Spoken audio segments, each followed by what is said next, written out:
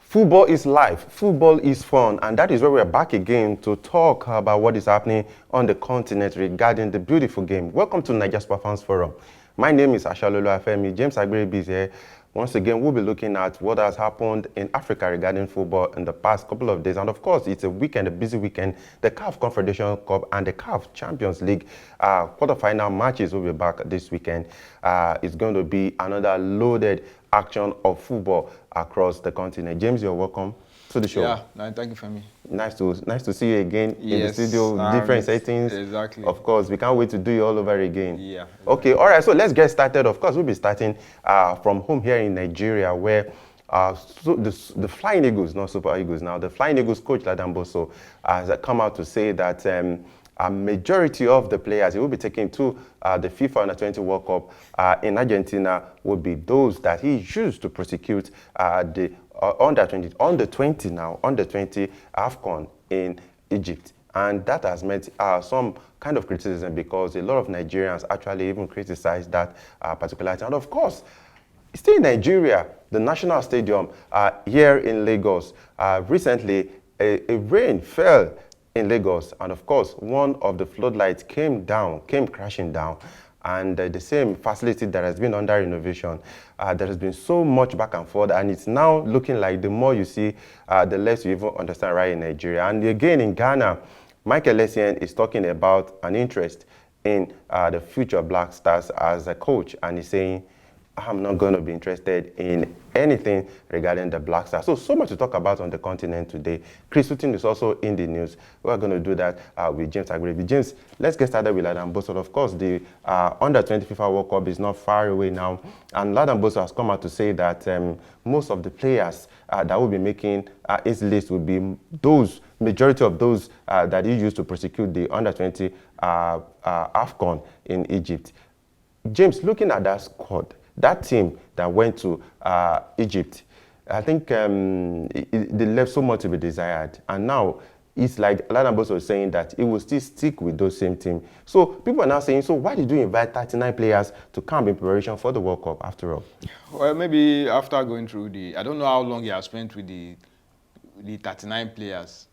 I don't know if they're already in camp or what the situation is with them. But I think the time is too short for him to start saying he want to like overhaul the team. I think I'll go with him with that, stick with the players.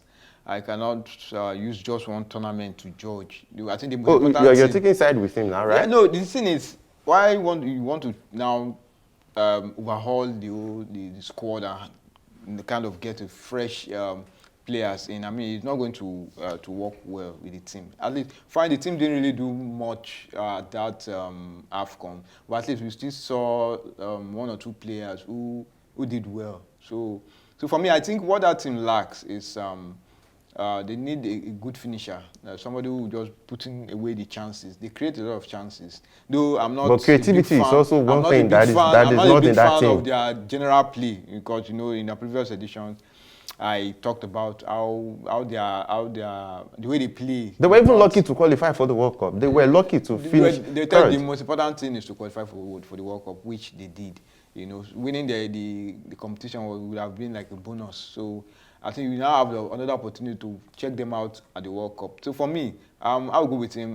The idea of not, coming with a new set of players, just 1 or 2, 3, 4, maybe 5 additions to the team, especially that attacking third, where they really found one thing in that department. So for me, I just need little additions. So you're contented with the midfield? Because I think creativity is also a challenge for that team. I'm not saying just the attack. You can get new players to beef up the midfield and even also the defense. All the areas need addition, but the idea of trying to come with a new set of players, I mean, they talk about the rhythm, flow, and these players, they didn't know themselves. So maybe when they bring in new players, they kind of complement them. So it's not a totally bad team, but I think they would have learned 1 or 2 things ahead of the criticism and everything that they Nigerians, because most Nigerians were not really happy with the way they played. I wasn't really particular about them winning the tournament. I just wanted to see their style of play, which unfortunately I wasn't impressed.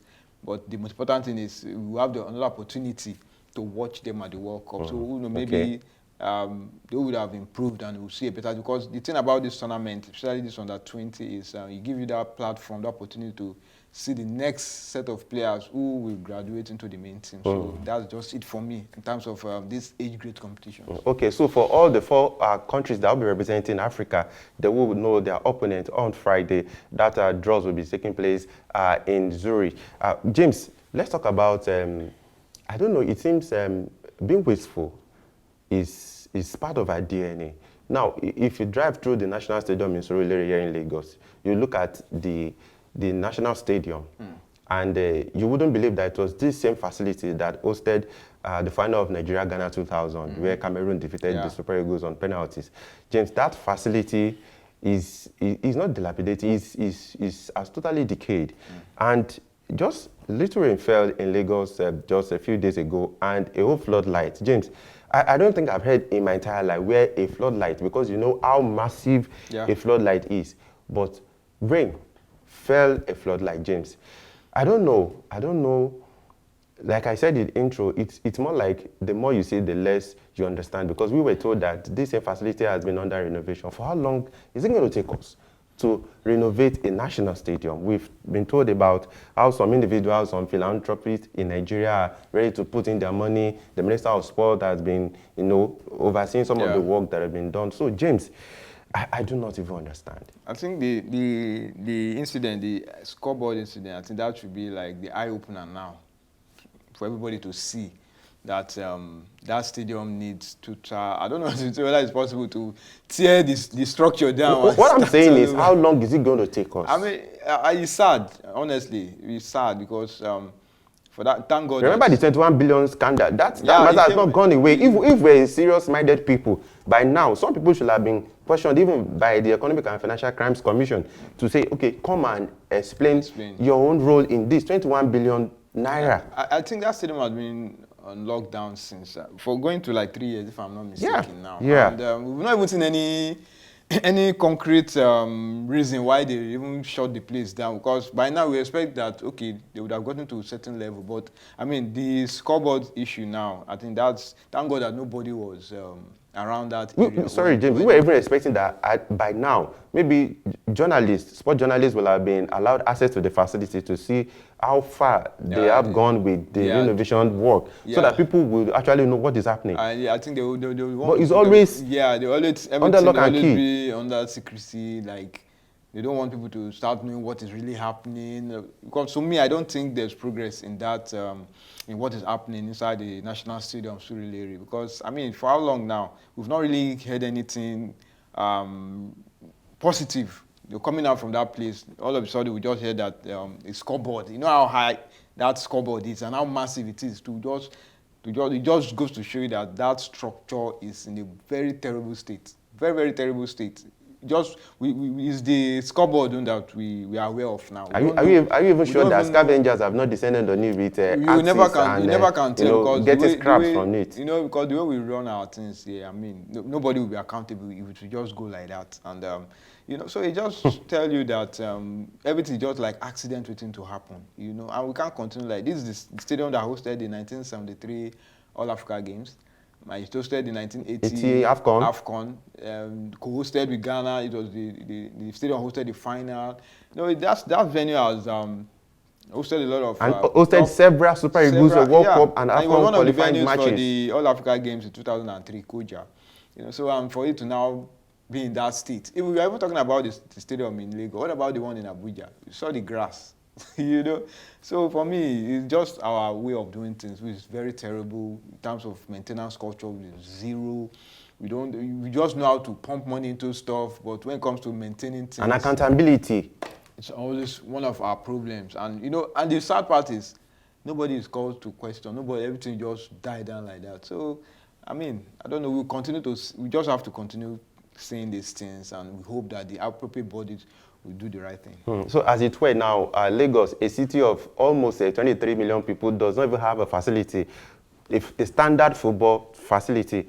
at the moment, because of course I think the Teslim Balogun Stadium is also under renovation right now, because remember Nigeria is bidding to host the 2025 AFCON with Benin Republic, and I think they're trying to put some things in place. Also, remember we told you that the NFF summoned the sports ministry now summoned the NFF to come and account for how 17 billion was expended in maybe almost 8 years. So it's been money, money, money, and less accountability. James, let's take a trip to Ghana now.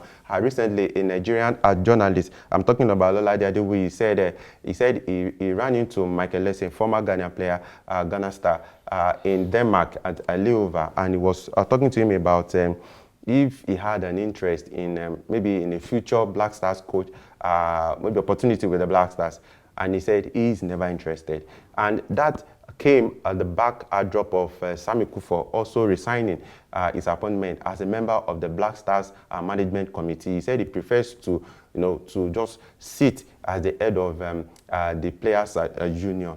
James, I think this tells so much about how much our ex-internationals do not even want to get involved in football administration or how football is run, because they've been exposed to top management and they see how things are run with topmost transparency. But here, like I said earlier, it's usually the more you see, the less you even understand. So they do not even want to get involved at all. Because if you have, imagine you have someone like Michael Essien, Sami Kufo, close to the Black Stars, how as a brand is run, then the players' welfare. The Black Stars will certainly give the results, but now they just want to even stay aside. Femi, I don't know. Sometimes when we come out to say, oh, we don't have enough ex-internationals. And someone like Essien has 2 UEFA B licenses. Yeah, so there are requirements and he has it. But for him to come to say he is not interested, he would have seen, he was part of the Black Stars, so he knows all these things. And for him to come out to say this, you would have seen a lot, from the outside. You would have seen a lot that has been going on. And, the sad part is most of the people who run FA, especially in Africa, these are people who, they run more like politicians. Is it just Africa or the sub-Saharan Africa? Because I think North Africans, even South Africa, so to say, South Africa as a country, I think they run their football. I think they take it as a serious business. Than we just I think we just play around. It's as if we just do it like normal, average job, like just putting anyhow people there. That's why you continue to have issues like this. Ex-internationals, these are people who had the opportunity of being part of maybe club sides that are well run, well managed. You don't hear issues of money, because that's one issue about our own. When we talk of sub-Saharan in terms of money, always an issue when it comes to our own. Whether they are not paying bonuses or they are not paying allowances, they're not paying salaries, all those things. At the end of the day, you hear that the officials, maybe they are going on. Remember how many entourage was part of the Black Stars team that went to the last World Cup? So when you continue to see things like this, you will be discouraged, no matter the ideas you have. Going into that space, how many people are going to buy into that your idea and allow you the freedom to do whatever you want to do? Because there will always be all the bottlenecks, obstacles here and there, because they feel that you being around, you kind of not allow them to do those things that they really want to do, which that we will move the team forward. They will not allow you, because they feel that you will be like an obstacle, you the ex-international with all these ideas. But why are we our own problem, I don't know. It's sad. It's something that's like a mystery, because I don't know when somebody comes with good idea that want to push the football forward, but you still have people by the side who are just there for their own selfish reasons. So it's somebody like Michael Essien to say he's not interested. He has this reason. He has seen a lot. We just spoke of Sami Kufo, who resigned his position. Remember Stephen Appiah even days ago was saying that the ex-players are not even being given the opportunity they will never give them the opportunity, because they know that these guys, if they come in, a lot of things will change and a lot of people will not benefit from it, from whatever they are getting from the football body. Look at the team like Bayern Munich. Most of the guys that are running that team are ex-players of that club, ex-German internationals, World Cup winners, Euro Cup winners, Champions League winners. So what are you going to tell them about how to run a football club? So I'm not saying if you have all the ex-internationals that's the 100%. Everything is going to work. But these are people that they are part of the system. They know.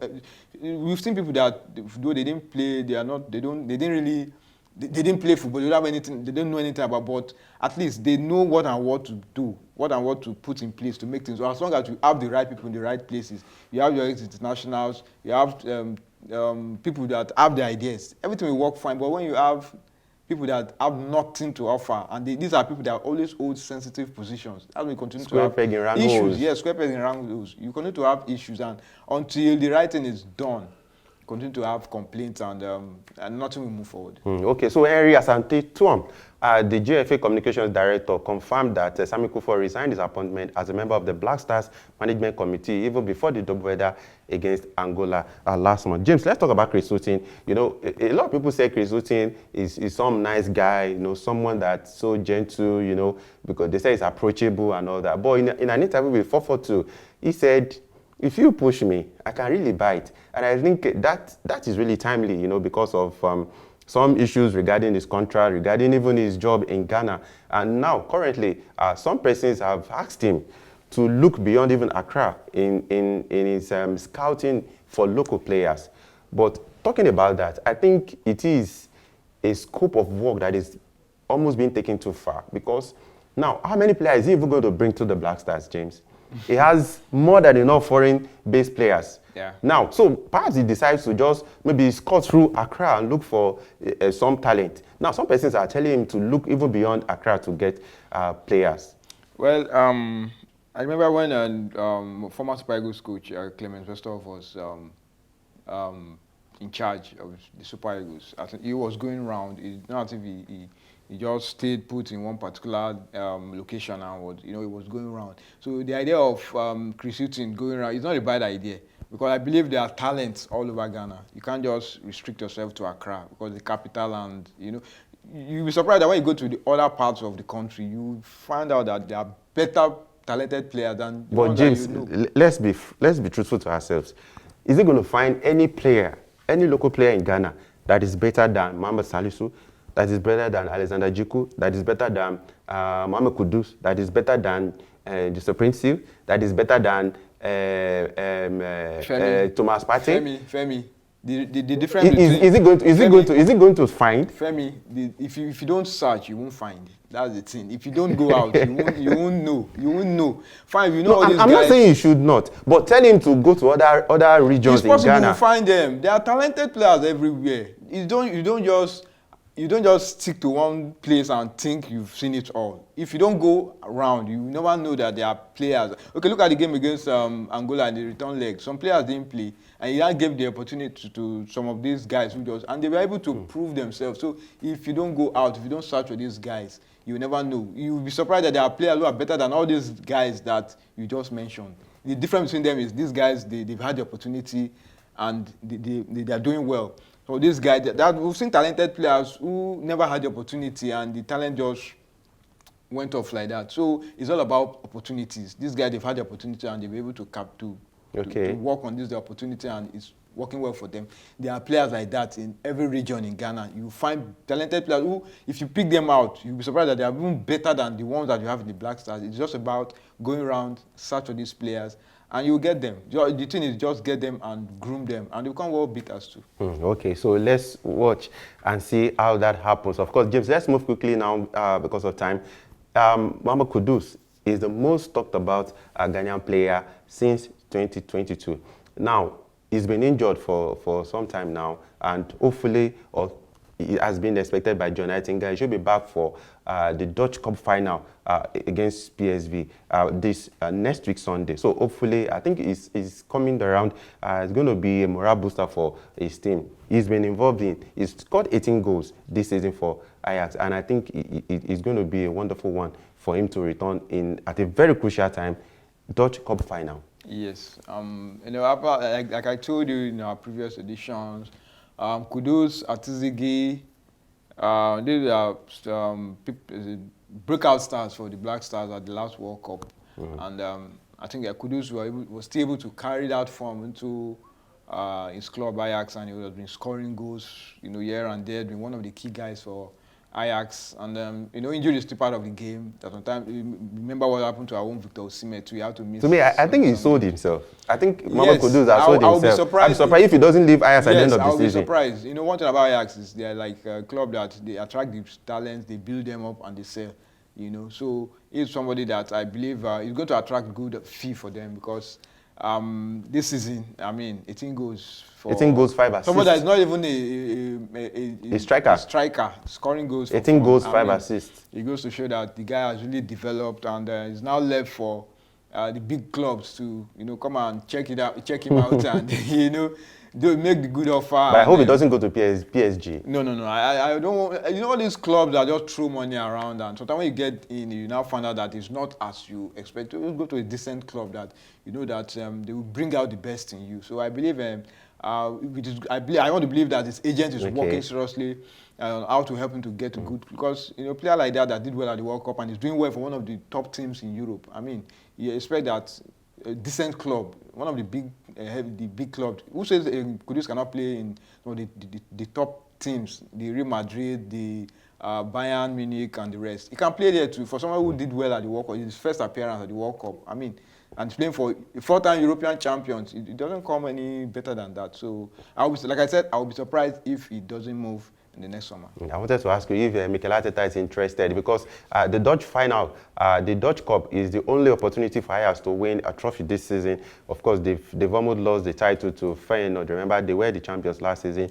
So this is the only opportunity for Ajax to win a silverware this season. James, we have to move with the speed of light now. Let's talk about Sadio Mane. Of course, we saw him come on as a substitute for Leroy Sané yesterday in very mysterious circumstances. But according to report now, Bayern Munich players have distanced themselves from him over the incident. And we heard that, remember, he was fined £250,000. James, that's a lot of money. I did some calculations. That's 143,250,000 by official rate. And for Ghana, that is about 3,682,000 Ghana cedis. That is a whole lot of money.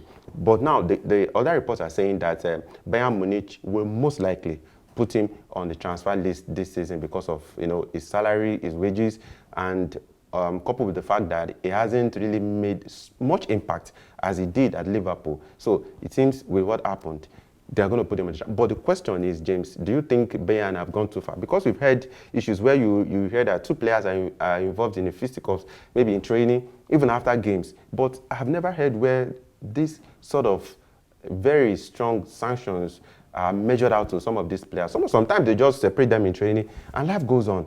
But I think do you think Bayern might be going too far? Club side, I think every club have their own way of punishing players who go against lay down rules and regulations. I mean, you don't punch your teammates. I mean, this is your teammate for crying out loud. They said they apologized. They I apologized know, but teammate. it doesn't mean that the punishment will not be served. I mean, so for me, like I said, maybe that's their own way of dishing out their own punishment, and he has not really done much for Bayern Munich. Remember, he was injured. Yeah, he was injured, and I haven't heard that. I missed the World Cup. He has not really.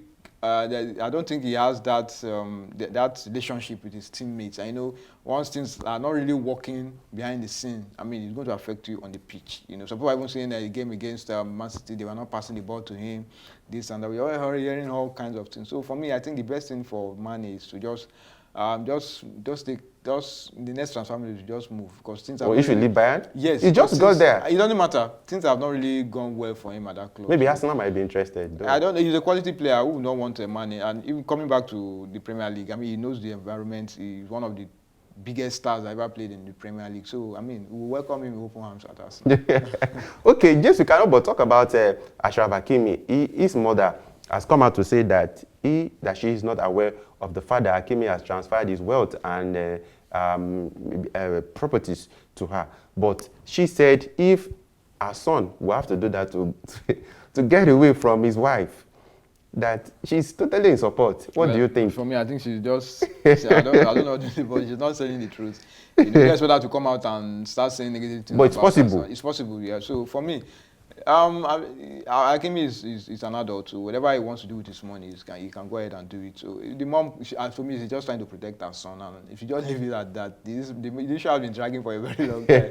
He has taken Now, a the lady, decision. the woman, she has said, Hiba Abok, she has said she needs time to digest what is actually going on in her life. Yeah, well, that's a decision for her to make. I don't know. Things didn't go our way. You just take it like that and move on. I don't see her like someone who is somebody who He's a good rely guy. heavily on Hakimi's wealth. She's a successful Spanish Yeah, actress. so she just going to focus on her career and let everybody just live their life. Okay, so quickly before we leave, our producer is already throwing signals that we should wrap up. Now, let's give you the fixtures for the CAF Confederations Cup and the CAF Champions League fixtures from Friday. Of course, for the CAF Confederations Cup, our own Rivers United here, they will be taking on Young Africans. If you ask me, I do not see Rivers United getting out of this one because Young Africans, they are doing very, very well. We have Pyramid versus Gallant. They have Monastir versus ASEC. Then we have USM Oja versus AS FAR. Then in the CAF Champions League, very, very mouth-watering clashes.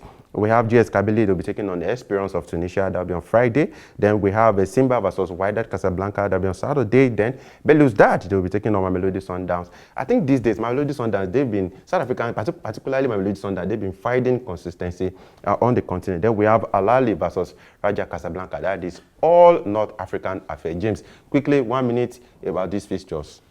Well, you know the North Africans, and when it comes to this competition, they're always head and shoulders above every other team.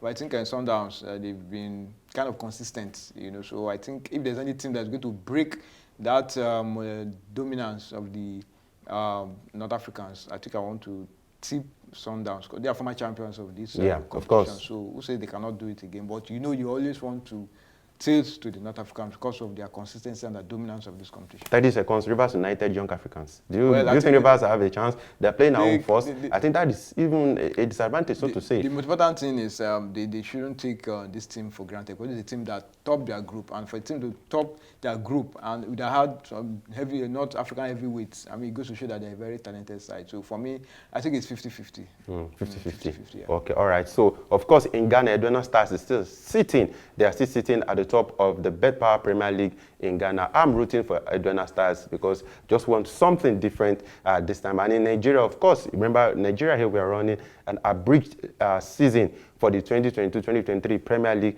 campaign. So from there now, we have a Super Six, which will decide who will win the trophy for the current season. James Agberebe, thank you for coming through on the show today. Thank you very much. Hope we'll see you on Monday. Hopefully, yeah. All right, okay, so we thank you so much, all of you, from wherever you are joining us from around the world, in Ghana, Nigeria, South Africa, Australia, Canada, USA.